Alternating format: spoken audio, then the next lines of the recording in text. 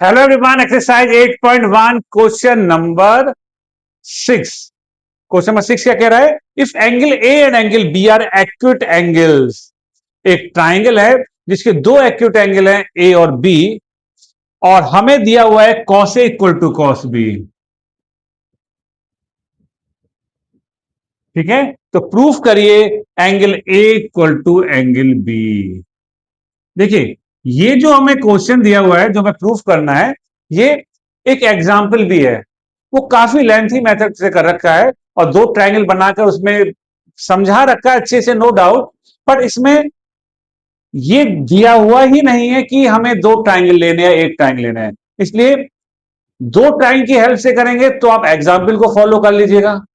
Otherwise question में ऐसा कुछ नहीं है कि जो ए और बी एक्यूट एंगल है कि वो एक ट्रायंगल के या दो ट्रायंगल के लिए। तो इस चीज का हम फायदा उठाते हैं। हम एक ट्रायंगल ऐसा बनाएंगे जिसमें ए और बी एक्यूट एंगल हो गए। एक राइट ट्रायंगल बन गया, यहां ए रखेंगे, यहां बी रखेंगे और इसका नाम सी रखेंगे। दोनों एक्यूट एंगल आ गए।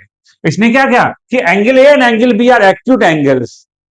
If cos A equal to cos B, then prove that angle A equal to angle B। बिल्कुल मैच हो रहा है इससे, है ना। अब देख करेंगे क्या, cos A का A के हिसाब से ये बेस, ये परपेंडिकुलर, और एंगल B के हिसाब से ये बेस, ये परपेंडिकुलर। हाइपोटेनस तो फिक्स है, तो cos का फॉर्मूला क्या होता है? Base upon hypotenuse. बेस क्या है? AC, और हाइपोटेनस क्या है? AB। क्लियर? अब ये हो गया। अब बी आ जाइए, बी के हिसाब से बेस ये, परपेंडिकुलर ये, हाइपोटेनस ये। लेकिन कॉस का फॉर्मूला क्या होता है?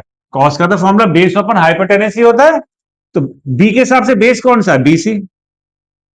और हाइपोटेनस कौन सा है? हाइपोटेनस तो फिक्स होती है ए बी। ए बी से ए बी कैंसिल हो गया, तो क्या आ गया? ए सी इक्वल टू बी सी। यानी ये साइड इसके इक्वल आ गई, ये साइड इसके इक्वल आ गई। ठीक है, तो जब ये साइड इसके इक्वल आ गई तो एक प्रॉपर्टी थी, शायद हमने पढ़ी होगी, कि एक ही ट्राइंगल में अगर दो साइड्स इक्वल होते हैं तो उसके अपोजिट एंगल भी इक्वल होते हैं। यानी इक्वल साइड्स है in any triangle, equal sides है equal angle opposite to it. तो इस प्रॉपर्टी का हम फायदा उठाते हैं। एसी के सामने एंगल बी है, बीसी के सामने एंगल ए है, तो इसका मतलब जो एसी इक्वल टू बीसी है, तो क्या हो गया?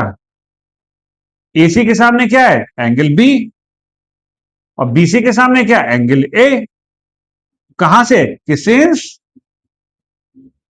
Equal sides has equal angles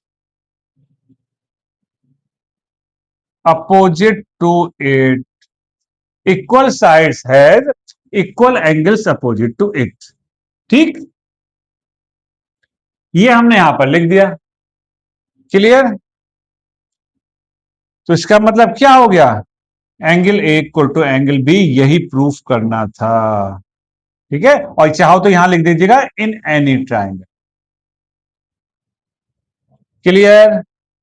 तो very easy method, example very lengthy कर रखा है, चाहो तो उसको फॉलो कर लीजिएगा। अदरवाइज उसने, अगर हम बाउंड कर दे कि दो ट्राइंगल है, उनमें अलग अलग एक्यूट एंगल है, वो अलग चीज है। अदरवाइज जनरल यही क्वेश्चन है तो आप इसको से सॉल्व कर सकते हैं और बोर्ड एग्जाम में आपको फुल मार्क्स मिलेंगे, पक्की बात। ठीक है, तो करते ही प्रैक्टिस, बने रहिए हमारे साथ। Thank you.